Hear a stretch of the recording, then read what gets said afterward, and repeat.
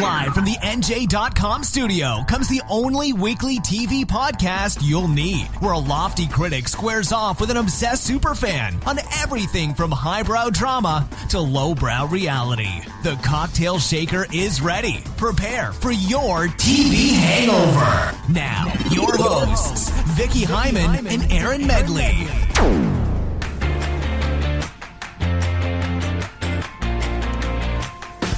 Hello and welcome to TV Hangover, episode 36. I am Erin Medley alongside the beautiful Vicki Hyman. Vicki, Snort. Why are you snorting? Pretty in pink today. We are your hosts of TV Hangover. You guys can follow us on social media at TV Hangover Show, at E_meds, and at Vicki High, VICKIHY. We also have an email address, tvhangovershow at NJ.com. And guys, we have 2 emails. Mailbag. I mean, look, apparently our spam filter was really strong. That must have been it. No, it really was. We were receiving emails. Seriously? And they were going to spam. So I take back everything I've said previous weeks about guys. no one That's emailing so sweet. us. That wasn't the case. And we will get to those in a second. But Vicki, you, before the show started, said you had something to tell me, and I was going to be surprised. You know, we often talk about what shows we happen to be watching in addition to the stuff that we have to watch or we're going to be talking about. And I think we mentioned this earlier in the TV season about, like, we'd been hearing some good things about the 100 on the CW, and I decided, not that I don't have anything else to check out, Roots, Wayward Pines. I mean, there's so much TV I have to watch. Yeah, I've been watching the CW's The 100. I'm like 5 episodes into the first season, and you know, I am actually enjoying it. I mean, I have to say, the writing is not very good. I mean, the dialogue is bad. The acting is not great. There are some decent people, but the storytelling's really good. And I'm just interested. So I've heard some things about this show, and I think you're at the point where people said, like, you can ignore these episodes and that it gets better. All of those things you mentioned get better. Okay, well, so good. You'll have to keep us posted. Yeah. I have not watched any more episodes of The Walking Dead Because you are caught. No, you didn't watch anything from the. I've only watched season 6, episode 1. Okay. I think I'm going to purchase the 7 episodes I need. You can vouch for it. You are the boss. Oh my gosh! I told it. This is a work-related expense. They're only $2.99. All right, sounds good. I'll be caught up by next week. I did start watching. There's a lot to talk about. You know what? I did start watching one other show while I was waiting for my Walking Dead decision to be made by myself. The Flash. Oh, yeah. Which is also a CW show. Yes. How far have you gotten into it? I'm on episode 3, season 1. Wait, is it in season 1 right now, or it's in season 2? No, this was season 2. And I know there was some big reveal on the season finale. It's Don't tell me what happened. I can't tell you because I don't keep up with The Flash, but it's another one of those shows that I really enjoyed it, but it did not find a place in my weekly routine. Well, the only reason I even decided to watch it is because there was a Flash Supergirl crossover earlier this season, and I was like, hey, I really like this Barry guy. Maybe I'll check out The Flash, which is probably what CBS and the CW intended. And of course, we all know that Supergirl is headed over to the CW. To CW, that is correct. Which they should have done in the first place. Of course. Although it doesn't really have the tone of a CW show, so I'll be curious to see how they change that. I don't know. It doesn't. I mean, it has very much the show, the Supergirl. Supergirl. I mean, they have a lot of shows featuring, like, young women finding their way in the world, like romance, drama. Yeah, but there's still something very CBS about Supergirl. So maybe that'll change. Yeah, maybe that'll change. So I do have one piece of news here, Vicki, before we get to our mailbag. Did you know they were making a One Day at a Time remake? Did we talk about this? Yes, I did know this. They, I think, announced it like a year ago or something. I saw this headline on Deadline Hollywood today, and I was just like, but why? Well, I mean, it's one of the things that was so groundbreaking about it was single mom raising 2 women, which was kind of unheard of at the time. So it's not that unheard of anymore. Correct. Well, although, to be fair, there were a lot of shows in between about single dads raising their kids, because that happens all the time. My Two Dads, one of my favorites. Okay, so according to Deadline Hollywood, the 13-episode multi-camera comedy, which will air on Netflix, revolves around a Cuban-American family sent... Okay. centering on a recently separated former military mom. They're just throwing everything in. They're like everything in a kitchen sink. Who is navigating a new single life while raising her radical teenage daughter. I assume that's the Mackenzie Phillips role. And socially adept tween son.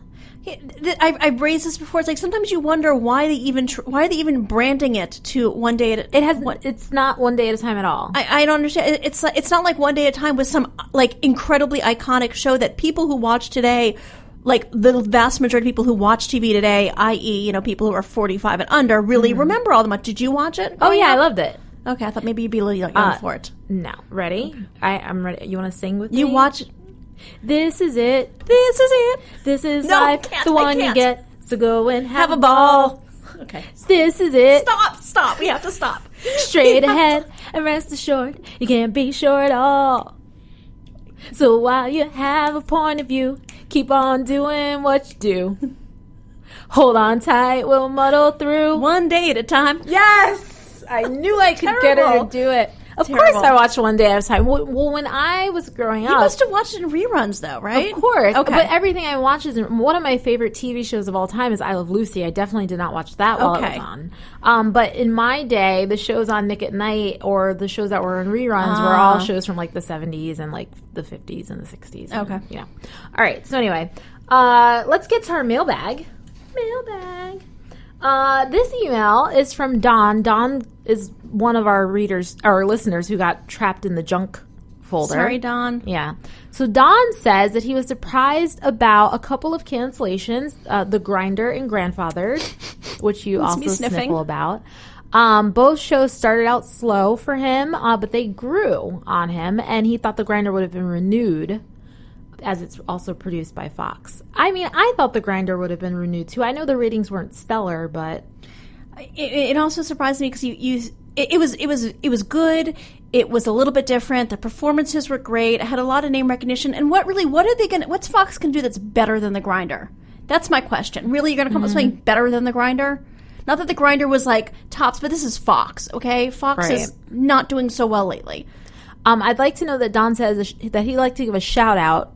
And I love shout-outs to the well-deserved cancellation of The Mysteries of Laura. Yes, you know how we feel about that. Yeah, it's not... Very happy. The fact that show even got a second season was a shocker. Now, Don does mention one other thing in his email that I am quite frankly surprised about.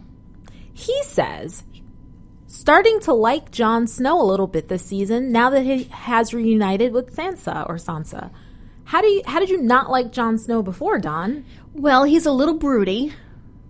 Yeah. I don't know. I mean, I've always been a fan of Jon Snow. I did get... Maybe he's talking about the situations that I'm a Jon Snow apologist here. The situations last season that Jon Snow was put in, which is basically like he was stuck at Castle Black, wanted to do something about the wildlings, Stannis wanted to follow him, and there was like 4 episodes of just that, and all he was doing was brooding and saying no. Granted, he was saying no, and they kept coming back. So it was like Jon was in an unwinnable situation last season because of the writers, just sort of like stymied him. But as a character himself, I think he's great. He's like Ned. He's noble. Right. Yeah, I mean, there's look, Don, we're not judging. It's just something we don't understand. If you want to send us an email though about what it is about Jon Snow you didn't like previously, we will definitely. But I have to say he is showing more of a sense of humor this season, which I do appreciate. So maybe that's what he's talking about. Maybe his personality. John's cracking a couple of jokes. I like it. And then we have another email from our pal Randy in Pittsburgh. Randy wants to know, with all the finale talk, what are some of our favorite series finales and most hated series finales of all time? So I can go with one of my least favorites. Go. Well, obviously in recent memory, The Good Wife. Didn't like that at all. I mean, that was terrible. And then I would say Lost. Yeah, of course. Lost. I mean... Yeah, I didn't know that you watched Lost, actually. Yeah. Okay, yeah. Oh, no, Lost was like just... I mean, I feel that a good finale sort of encapsulates everything you love about the show, and Lost encapsulated everything I hated about the show. Right. That whole last season was a train wreck. Awful. It started off so... I mean, like, quite frankly, as soon as they introduced the tail end, it kind of, like, lost the plot. But, yeah, Lost was terrible. I don't think it was good at all. You know, do you think that if you have with Lost, such a bad ending... I don't ever want to watch it again. And there were so many things I really did enjoy about the season, but I just never want to delve into because I'm just going to be angry and upset all over again. I completely hear you, Vicki. And I had this conversation with one of our coworkers 2 weeks ago, and I was trying to figure out what to watch after The Walking Dead. And I was like, well, should I watch Lost again? And I'm like, no. I don't think I want to because it'll just be disappointing all over again. And I'll have to watch Pablo and Nikki, and we know how that went down. Yeah, I mean, you'll just be like super aggravated because you were aggravated the first time at points, and now you know there's never going to be any payoff. It doesn't matter. Right, it doesn't matter. Any favorite finales that come to mind? Oh, God, I have so many favorites. I mean, obviously 6 Feet Under. Oh, yes. I mean, that's just, before. It's kind of the perfect finale. It's not only the perfect finale, but it's perfect finale for that show. For those of you who didn't watch it, it's about a family in a funeral. I'm sorry, but he's not been awake for the last 10 years. Yes. Family in a funeral home. Every episode starts with somebody dying, they're taking care of a body, and at the end of the series, they all die. They show you in the future flash forwards to how they all die. Some of them are funny, some of them are tragic. It's beautiful. Right. I think that there is a lot to be said for the Angel finale. Oh, I don't even recall. I don't think I watch Angel. I only watch Buffy. I was a huge Buffy fan. I liked Angel. It ended basically sort of cliffhangery where the remaining people are fighting against the demons that are taking over the earth, and they Angel unshielded. I'm like, I'm going to go get the dragon or something. I just liked it. It was ended on a different note. And, of course, I love the Breaking Bad finale. Also, I didn't watch. Yes, I don't want to ruin it for you because maybe one day you will watch it. Oh, no, I already know what happened. But the way, it's a lot of people stopped rooting for Walter White a long time before I did, but to see him get sort of like a moment of grace in the end was just wonderful, and it was so clever and ingenious. And what you do root for Walt is that you have a man whose talents has been stifled for so long, and he finally comes into his own by doing something that he's good at. It's a terrible thing that he's doing, but the fact that he does it so well makes you just love him and want to watch him, and he does that in the finale. Well, everyone knows I have a terrible memory, so I can't really remember any series finales that I really enjoyed, but I'll think about it a little more. And maybe I honestly cannot remember any series finales that I enjoyed. I can only remember the one that I really hated, and that was Lost. What does that say about you, Erin? I don't know. That I'm a little negative. All right, so let's talk about this week's episode of Game of Thrones. The door. Hodor. Hold the door. Crying, sobbing. Multiple times Vicki cried and sobbed. I did, and my son is only on the second season, and I have to I'm literally yelling at him every time he runs downstairs while I'm watching, get out, don't look. And so he calls down at the end. He's like, why are you crying when he's saying hold the door? And I'm like, go away. So what happened is Bran, who's been making poor decisions left and right when it comes to the flashbacks or whatever. What do we call them? They're not flashbacks. They're not flashbacks. He's I don't know what they're called. History. They're called green searing, green sighting. I don't know. Sure. So when he's doing that, he keeps doing that, and the three-eyed raven doesn't think he's ready. But Bran's like, you know what? I'm a rambunctious teenager. I can do whatever I want. Sure, I'm ready. So he goes back or whatever. He grabs the green seer's root, which sounds dirty, very dirty. It is dirty. And he sees the head White Walker. What's his name? The Night's King. The Night's King. And the Night's King also sees him and grabs his arm, and then he comes back to the present, and he tells the three-eyed raven, and three-eyed raven's well, he knows where you are now. Thanks, Bran. And then later in the episode, the White Walkers all come and attack. What is this place called again? I just call it the cave. The cave.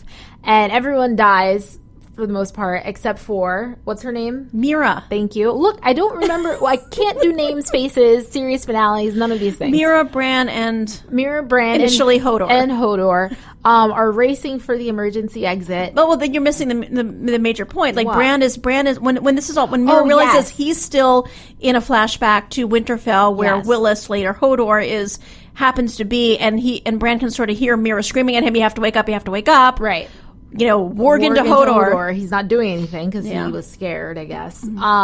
And so Mira starts yelling, hold the door. Bran wargs into. Did I not get this right? No, the hold the door didn't happen yet. Oh my God. He's we don't have time to recap the whole episode, Vicki. People should be I will watching. do it very quickly. Make it happen. He's telling, Mira tells Bran to warg into Hodor. Bran wargs into Hodor, both in the flashback and in present. That's what I was getting to. No, but he didn't say hold the door until the very end when they're running through the cave system. I'm right this time. They're running through the cave system. Hodor, they close the door and all the whites are following them. Hodor holds the door. Mira's screaming at him, hold the door, to keep the whites from chasing after them. Okay. Continue. Okay. And so in the flashback, green site, whatever, you see Willis on the ground, reliving, or not even reliving, like experiencing what Hodor is experiencing in the future, holding the door, and he goes, hold the door, he's repeating it, and then it goes, hold door, hold door, hold door. And that's when I started crying. Sorry, I'm not crying because Hodor died, or because Hodor Willis dies. became Hodor? Because Willis became Hodor, because Hodor died, because he sacrificed his life to save Bran. But he doesn't know any better. He didn't sacrifice anything. He did. He was holding the door against the whites. Bran was holding the door. He warged into him. It's not like Hodor made the conscious decision to hold the door. You have a good point there. Thank you. You do have a good point there. Does that make up for my poor storytelling? Well, at what point does he... I don't know. At what point does Bran leave Hodor? Bran never woke up. Okay. All right. So Bran essentially killed Hodor. Does that make you want to cry as well? Yes, it does. All right. I want to cry some more. Well, also in this episode, we saw Sansa give it to Littlefinger. Not in that way. Not in that. Yes. that way. It was awesome. Yes. It was awesome to behold. I love Sansa. Yes. And I loved seeing, I think I mentioned this when we periscoped about it, like what I loved about the season, there were so many women telling off men, and so many men who usually have a lot to say who were completely speechless. Yes. And Peter Baelish was one of them. That's right. Yeah. Do you think, here's a big question, do you think he was telling Sansa the truth when he said that Brynden Tully was at River Run and has an army for her? You just can't believe anything he says. But like, I trust Varys more than I trust Littlefinger. Oh, I totally trust Varys more. Yeah, absolutely. Yeah. It's hard not to trust a man without a penis. Yeah. Okay, so speaking of, we saw... speaking of men without... or penises. Okay. We saw Arya... Oh, I thought we were switching to Real Housewives of New Jersey. Go on. That would have been a really good segue, but it's not. Just the last thing. So we saw Arya. She's still in her training to become a faceless man / woman. And she has to go see this play, and they sort of make light of her father's beheading in the play. And we don't know why, but she's been told to kill the actress that plays Cersei. Cersei, yes. So we'll see what happens there. Yeah, I mean I'm still kind of... I'm hoping that there is a greater purpose to this particular murder, because I'm just tired of this. I'm tired of this, okay? I agree. I'm with you. All right, so moving on to Real Housewives of New Jersey. It was a huge, huge beginning of the week for Real Housewives of New Jersey. It was. There was news breaking. There were crazy interviews with Jim Marchese. The trailer was released. And Vicki, you're our expert. I am. So let's start with your exclusive with Jim Marchese, who had some very interesting things to say. Last week we informed everyone that he and Amber plan on filing a $100 million lawsuit against Virgin Atlantic over the domestic abuse allegations. This week, Vicki Hyman had an interview with both Jim and Amber to discuss the lawsuit and the allegations. And what did Jim have to say, Vicki? Jim is, he actually told me that he wanted to file a $500 million lawsuit, and he would have done it had he been able to do it with a straight face. And he would not have given any of the money to victims of domestic violence. He would have given it to men who are falsely accused of beating their wives. And I was like, I mean, on a one-on-one basis, like, is there a charity for this? Well, or I mean, is it just... there are men who are falsely accused of being wife how beaters. How do you find them? I'm sure there's, quite frankly, I'm sure there's an organization, because there's I remember when Alec Baldwin was so upset about the way men are treated in divorces and child custody. There's some organization there, so I'm sure there's an organization here too. But the thing is, like, I'm having this conversation with Jim, who I've spoken to a few times in the past, And he loves to say things that will blow people's minds. I think he really enjoys it. I'm sorry. So he really enjoys it, and I sort of take it with a grain of salt. And I was like, really, Jim? Really? You wouldn't give any money to victims of domestic violence? And I'm like, and aren't, the men who are falsely accused of beating their wives kind of outliers when it comes to the entire universe of domestic violence? Mm-hmm. And to be fair, he said, no, I would give some money to victims of domestic violence. But, he is very insistent. He was like quoting me statistics right and left about, all the temporary restraining orders that are ordered against, husbands, and then how many of them are actually become permanent restraining orders, that are found in. So Vicki, I just want to read back a quote. Oh, please. From your exclusive with Jim Marchese here. It was a delusional, hyper-vigilant, psycho-liberal from California who probably isn't used to a man and a woman touching each other, Jim says. In my opinion, only someone who is extremely oversensitive to domestic violence, who is not accustomed to the traditional relationship, would make such an outrageous allegation. The uber-liberal turns everything into domestic violence. Domestic violence is their buzzword, next to wanting drugs. I was actually quoting him a lot after the interview ended. I was like, whoa, this is... I don't even know what that means. I mean, well, there's a lot of context in there. We talked for a long time. We talked for probably half an hour. And this is, just one quote pulled out from the conversation. Jim, as if you read his Twitter feed, he's a conservative. He was trying to make first of all, let me just say the domestic violence charges were not brought against him. Correct. And he thinks that it was a stewardess who saw him canoodling with his wife and flight attendant, saw him misinterpreted it. Mm-hmm. And he's saying that the liberals in California are different from the liberals in New Jersey. In California, apparently they wouldn't recognize a traditional relationship. That's why this doesn't make any sense. He doesn't know. And that was actually the first thing I said. It's hypervigilant. Okay, and what does liberalism have to do with domestic violence? Because his argument is that liberals like to use domestic violence. Anytime a man does something to a woman, anytime a woman, I can't. Because it doesn't make any sense. Let's be clear. I'm not going to say that. His argument is that it's one of the things that they say. He attacked her, he beat her, and therefore anything that he says can be just. You don't pay attention to anything he says because he beat a woman. That's all there is to it. Let me tell you why his argument makes zero sense. Because he doesn't know whether or not she was a liberal. If they sat there and discussed their politics and she said I'm a card-carrying liberal, then sure. But otherwise, how would he know? He admits he's making an assumption here. Okay, good. And I think he assumes this is what is behind it because he hasn't read the police report. You know what they say about assumptions. He doesn't know exactly why these charges are brought, who brought them against him. He's assuming it was this woman, this flight. Actually, I don't know if it was a man or a woman. He's assuming it was a flight attendant, and this is why he or she did it. But he makes for an entertaining interview, and he knows it. He likes it. Okay. So I think we've had enough of that conversation. Let's talk about Teresa. Yes. Well, was she back in court? Was she there? She wasn't physically in court, no. Okay. So there was a hearing to decide whether or not her bankruptcy should be reopened. This is the bankruptcy that she filed for in 2009 that she ended up basically having to agree not to pursue because of basically she didn't reveal assorted assets and income, and it looked like they were going to proceed with fraud prosecution, which they did, and she went to jail for it, also for conspiracy to commit wire and mail fraud.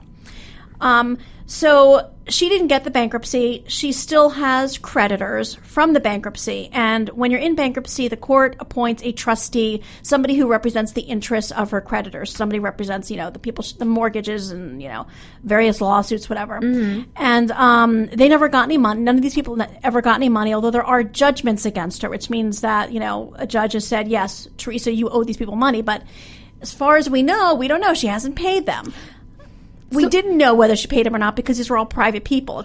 Wait, so she tried to file for bankruptcy but couldn't or was cautioned against doing so? Well, she agreed to a consent order whereby she did not pursue it because if she pursued it, then they were going to really hammer her. Okay, so this ruling where the judge ruled that the case could be reopened. Yes, this is for a very specific reason. So, Teresa, you may know, last year filed a legal malpractice suit against her lawyer, her bankruptcy lawyer, the one who filed the bankruptcy for her. And she says it's his fault that there weren't income and assets listed in there. I don't know anything. I don't know why it's not in there. And she also claims, or her lawyers claim, that he knew that he basically did a crappy job doing her bankruptcy and tried to cover up that fact, and that when he got a letter from prosecutors saying, we're investigating Teresa and Joe for bankruptcy fraud, he didn't tell Teresa and gave her really bad advice. It ended up with her, yes, allegedly, of course, that ended up with her in jail and being a felon and being away from her daughter for a year. And so she's filed suit for an unnamed amount against the bankruptcy lawyer. Now, out of kind of nowhere, it seems, the bankruptcy trustee actually, as it turns out, the bankruptcy lawyer that she filed suit against told the trustee, hey, you might want to check this out. He wants to reopen the bankruptcy proceedings, saying that if she gets any money from this lawsuit, it should go to her creditors because all this happened before she filed for bankruptcy. Okay, that makes sense. Yes. So, and of course, Teresa didn't want the bankruptcy reopened because she doesn't want to share any money she gets with him. Right. She gets from this lawsuit with her creditors. I mean, her argument is that, well, the damage he did to me was extremely personal. You know, I was away from my kids. I was in jail. I'm a felon. I can't vote. Wow. Yeah, it was like the damage he did to her or the damage she did to herself by committing these crimes? Well, she's saying she didn't commit the crime. She's saying that she was prosecuted because her bankruptcy lawyer goofed up. Okay. Bankruptcy lawyer was a big goof. And there's also arguments like, you know, any money or income that you have before your bankruptcy should be distributed to people that you owe money to. Right. But if you get this money after you file for bankruptcy, then it's actually your money. And she's saying that the claim about, you know, any money she could get from this claim belongs to her and not to her creditors. Got it. So the judge actually hasn't ruled as to whether or not this money would go to her. If she gets it's hypothetical money at this point. Right. If this money would go to her or a portion of it would go to the creditors or all would go to the creditors. And that's what still has to be decided. But the bankruptcy case is open. Do we know how much money she owes to these creditors or no? Well, there's a couple of numbers that have been floated around. There's $13 million. There's $8 million. Excuse me? Yeah, that's how much she filed bankruptcy for. A lot of this was that she owned some property. She doesn't owe that much money anymore because a lot of them, like a couple of the millions that she owed were in mortgages that she couldn't pay. And those homes and those mortgages, those homes were foreclosed upon. Those are two homes. Right. And so what was revealed at yesterday's hearing was that she has basically 29 creditors and that she is either paid back or is in the process of paying back 27 of them. Okay. So there was a lot of outrage when, you know, Joe bought her the Lexus SUV. Where's she getting the money from? Blah, blah, blah. Why'd she pay the creditors? It was a lease. No, they bought it. I thought it was a lease. No, I think they bought it. No. I honestly, there's so much Real Housewives in my brain, I cannot remember. Let's put it this way, spent money. Yes. On a Lexus SUV. Way, could be lease. Anyway, they're spending money on a luxury car. Yeah. Whatever. Mm-hmm. So they said 27 out of 29 are either being taken care of, the process of being taken care of. One she contests, one she's working on. She's got to deal with the IRS to pay off her $551,000 tax lien. You know what the judge said, though? What? Satisfied, meaning, you know, satisfying means paying the whole thing. Right. So I'm going to reopen this case. Got it. Because even if there's only two and the rest of people haven't like fully been paid, there's still creditors who could benefit from this. Right. Well, Vicki, you will keep us informed. You'll be in the courtroom, I'm sure, multiple times. Well, yeah. Let me just tell you, those seats are very uncomfortable. You got to bring your own pillow. It's like stadium seating. Seriously, like when you go to, it's the worst. When you go to a baseball game or something, you bring your own cushion. It's worse. But I did get to go to one of my favorite Ironbound bakeries, and I got some custard cups afterwards. That you did not bring back for the rest of us. I did, actually. For my team. Oh, I'm getting this look. Oh, okay. Yes. I see how it is. I brought back 5. I ate 1. I gave one to Chris. I gave one to Brian. I gave one to Bobby. I wasn't going to eat one anyway. There's one left. Well, I knew that. But I knew that. Oh, gosh. I did know now that. Now she's backtracking. Whatever. All right, moving on. So real quickly here, the Real Housewives of New Jersey trailer was released this week. The premiere date is set. What's the date, Vicki? July 10th. July 10th. I just tell you, I was writing that while I was in court waiting for the thing to start, and I couldn't put the volume on, so I wrote that story based just on what I watched. Then afterwards, I went back and watched the audio, and it really did not get any better or worse. No, it really doesn't. So we know from the trailer, we have some new cast members, Siggy Flicker and Dolores Catania. Yes. And Teresa seems to be friends with Dolores. Siggy looks to be on the outs with Jacqueline, was it? Jacqueline by the end was on the outs with everyone. I don't really know. I think she is a friend of Jacqueline, actually. Yeah. The only thing I was really focused on were the faces because the Botox overload was in full effect, and I just lot of makeup. There was a lot of makeup. Oh my god! And I mentioned this before. Like, how do women open their eyes wearing that much fake eyelashes? I don't know. How do they open their eyes? And I wonder this every time I watch The Catch. How do they open? How do they keep their eyes open? Too many. Yeah. Too many false eyelashes. I will say though, the trailer was enticing, but it looks like more of the same old. And I love me some Real Housewives, so I will be watching. But we'll see. Yeah, I mean, Kim D is back. Kim D is back for at least one episode. Yes. I did think it was interesting that it looks like Teresa's trying to cut ties with Kathy and Rosie, who are back as friends of the Housewives. Right. And I like it when Kathy gets fiery, because I've always had a soft spot for Kathy. I like Kathy. I think she's nice, and I like when she sticks up for herself. I like Rosie as a friend of the Housewives. She's as a friend of the Housewives, yeah. Character, yeah. And the one thing I was pretty annoyed by, and I always get annoyed whenever they do this, is when somebody, the producers are behind this person twisting their arm, say it, and they have to ask the uncomfortable question that, and it's just so obvious. And Joe Gorga does this to Teresa by basically saying, come on, don't you blame Joe Giudice. You didn't do anything. And they're just trying to get her to talk about, and she's not going to say it, guys. She's not going to blame her husband. That was juicy, no pun intended. I hate those moments. It used to be Rich Wakili who used to have to say it. Now apparently Joe Gorga has to say it. Rich Wakili said a lot of things that he wanted to say.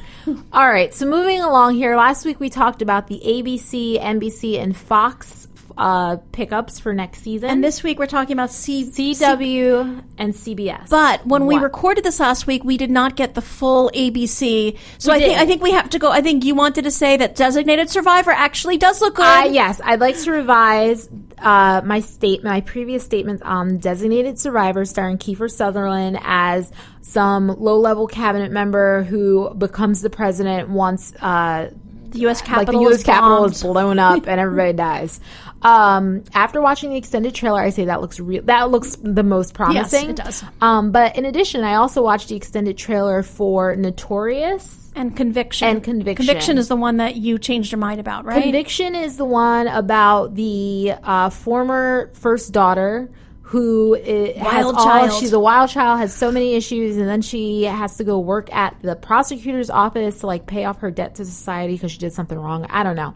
I thought it looked amusing. It stars the woman from Haley Agent Atwell. Carter. Mm-hmm. And I'll watch it. And then the other one was Notorious, which is with Piper Perabo and what's the guy's name? I can't remember. She's a TV producer. He's a lawyer. They're best friends, and they concoct stories for the news. I don't know. Scuzzy, skeevy people. Good. Yeah, I'm not interested. Good. Not good. Did you change your mind on any of the ABC shows? No, not really. All right. So let's talk about the CW. Let's talk about the CW first because those are the two shows that I'm most excited about. Good. I like them too. So Frequency is about a woman. It's very hard to explain, but it's about. Did you see the movie? You know it's based on a movie, right? Oh, no. Yes. Wait, who's in this movie? Oh, my God. It's based on a very underrated, 1999 movie. Dennis Quaid, Jim Caviezel. They gender switched Jim Caviezel's role. It's basically 2000. It's basically a thriller. I mean, it's what the show is about. It's a thriller where Jim Caviezel plays a police detective whose father was killed in a firefighter. Father, played by Dennis Quaid, was killed in a fire when he was a kid. Brought up by his mother. He's now a detective, and one night his magic ham radio comes to life with his father back in the 60s on the other end. Mm-hmm. And he manages to tell his father, "Oh, don't go to that fire, you'll be dead." And the father doesn't, but butterfly effect, and his mother dies. His mother is killed by a serial killer. And so now he and his father have to, figure out how. Well, that's basically the premise of this show, except it is a young woman and her father is a possibly a crooked cop. Right. They're both police officers. Yes. And she's talking to him in like 1996 or something. Yes. And she's in present day, and the rest follow suit. Instead of her father dying, her mother is murdered by a serial killer. When she resets time. Yeah, when she F's with history. Yes. So my quick notes on this one was, wait, that's her mother?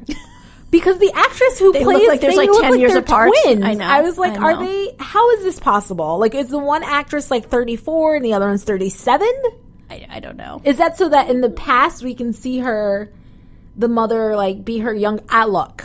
It threw me for a loop, and I was almost out, but I kept watching. And then this is my favorite of all of the pilots. All the ones we've watched. It was not my favorite of all the pilots, but it was by far my favorite of all the rebooted movie pilots, of which there are so legion. It's so legion. Specific. No, there's like 17 of them. There's a lot of them, but this one looks the best. It really looks interesting, and I can't wait to watch it. And if you haven't seen the trailer, I would recommend watching it. The other CW show is called No Tomorrow. Mm-hmm. Vicki, I think you've mentioned previously that you like this one. Yeah, I thought it looked fun. I am a little concerned because it's an hour-long comedy. Oh, no. It's an hour-long. You ruined it. Okay, wait, let me give the premise real quick. Go ahead. So there's a young woman. She sees this really hot guy. From the guy from Gallivant, by the way, which is underrated and also canceled. Yes, after 2 seasons. She sees this really hot guy at the farmer's market, Xavier with an X. And she thinks he's super attractive. She works in a warehouse.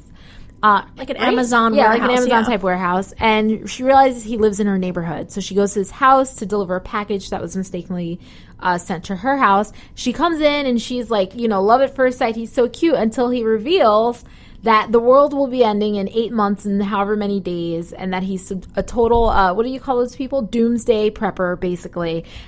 Yeah, kind of. I don't think he's like prepping in the sense that he expects to survive it. He just wants to live life as best as he can. Toilet paper. But yes, he's preparing for the end of the world by basically completing an apocalypse. Like a libertine apocalypse prepper. I love, though, in the trailer, when he says this to her, there's some arcade game behind her and the lights start flashing.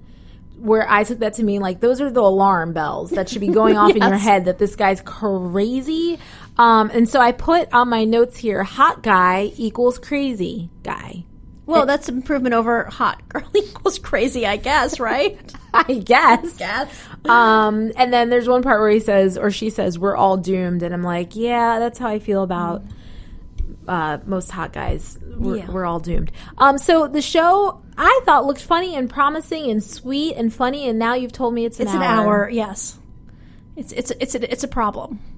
It's a big problem. Yeah. Because you know how I feel about Crazy Ex-Girlfriend? Yes. That it should be half an hour. It should be half an hour. So that's where this show is headed, I think. And this show doesn't have any musical numbers. It does not have any musical numbers, so I think that will be a problem.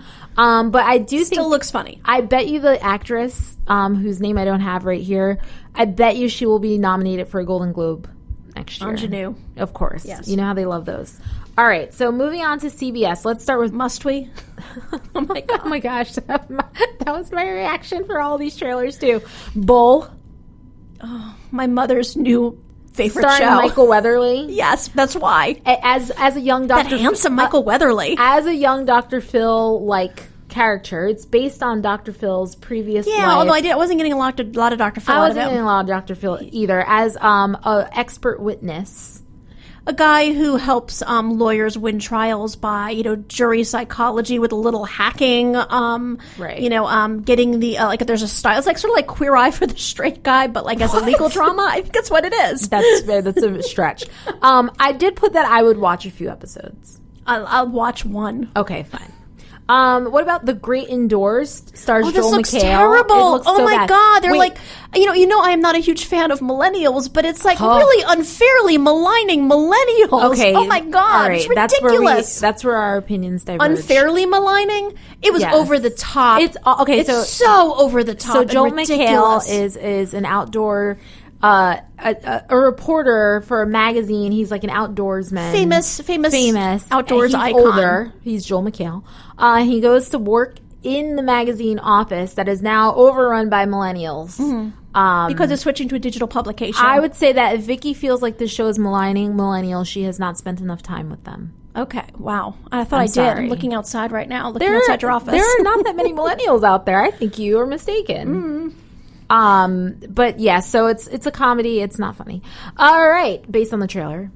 The next show is Kevin Can Wait, which I must step back because when we mentioned this a few weeks ago on our long list of pilots, I said it was a 1 hour drama. Yes, you which did. was on the list. That's you what said, it was listed I think you said it was as. dramedy. Or I said no, it must be a dramedy because that can't be right. It's a half neither. hour. It's a comedy. Traditional half hour comedy. With Kevin James with the hot wife. Yes, with a hot wife, and instead of his father-in-law driving him crazy, it's his kids driving him crazy. Right.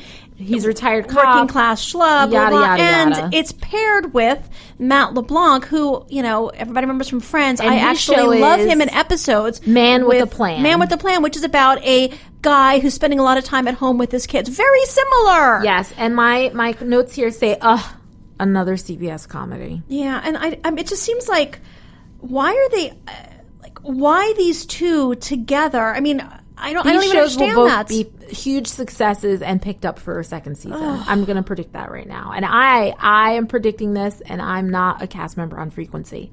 Let's talk about MacGyver. Do we have to? Okay, so when I came into the office to record, Erin was watching the MacGyver trailer. And what did I do? She made all kinds of noises. Yes, and she's like, shh. I'm trying to watch. I couldn't even help it. I was making noises. I couldn't even help it. My note was the hair. Hair is terrible. The hair is the worst. And I think that maybe George Eads, he might be the saving grace on this show. He started on CSI. I like George Eads a lot, actually. He started on CSI, and I think the CSI loyalists will move over to MacGyver for him. Possibly. We'll see. Pure genius. Pure genius. I put snooze. I don't even remember what that's about, and I watched the trailer 40 minutes ago. I'm kind of interested in this one. I'm probably never going to end up watching it beyond like the first 1 or 2 episodes. I do love me some Dermot Mulroney, I have to say. Oh, he's in it? He's in it. He plays a surgeon who was recruited by a young tech billionaire who I can't remember the name of his actor, but I think he's got a lot of charisma, who they're going to use cutting edge technology and I think also some hacking again, surveillance. I don't even know whether it's like a techie show, but applied to the medical world, and they're going to save lives. But really, what the tech billionaire wants to do is they need to figure out a way to save himself because he's got some kind of rare disease. Canceled. Yeah, but I think as I mentioned in my TV preview, which you can find at NJ.com /entertainment. Yeah, so that I think you might actually like it because it seems to have sort of Grey's Anatomy-esque emotional beats. Nope. I think you might like it. Canceled. And finally, we have Training Day, starring Bill Paxton. I totally forgot about that. Also based on a movie. And my note for that one also will be canceled. It just doesn't look good. And I don't know this accent that Bill Paxton's putting on. In like, you're an LA cop. What accent is that? Like, where are you from? Vicki's also never seen Training Day, the movie. Which I haven't. Which I would recommend watching that instead of this show. Oops, my bad. All right, I can give reviews because I'm not technically a critic like Vicki is. So we were going to talk about what went wrong with The Catch and Fear the Walking Dead.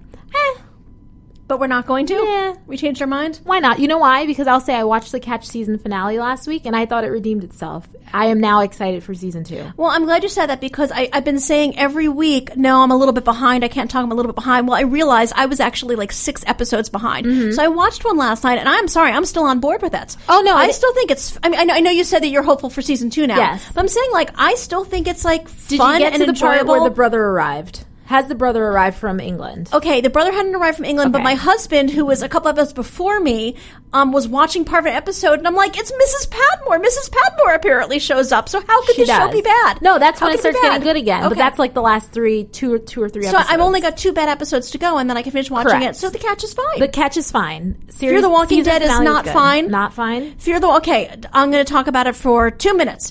Fear the Walking Dead. We all know I had problems with the first season because it was supposed to be about the civilization falling apart, and it was not. Civilization fell apart very quickly. And then they said, no. It's about a dysfunctional family that happens to be in the zombie apocalypse. Well, that isn't really working because I don't care about any members of this family. I cared about a couple of people. Strand seemed to be interesting. So the first part of the second season, I really liked the first few episodes. They're on the yacht. They're encountering different people. It did feel more like the fall of civilization and checking in on different people. How are they reacting?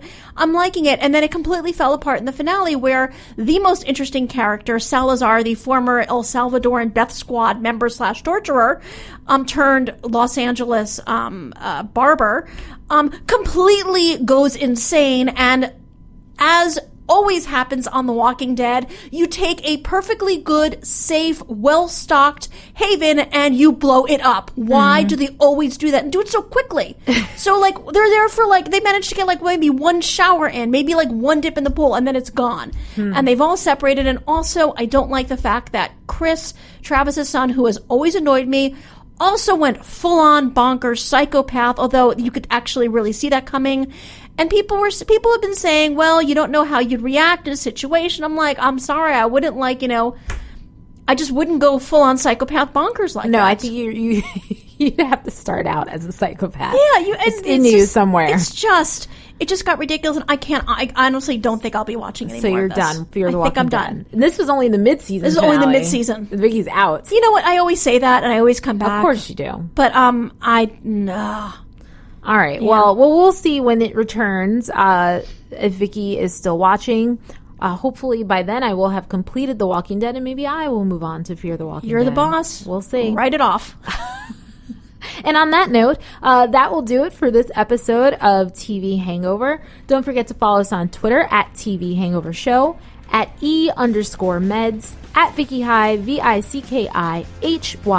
Like us on iTunes, Stitcher, Spreaker, and any other place where podcasts are available. Until next week.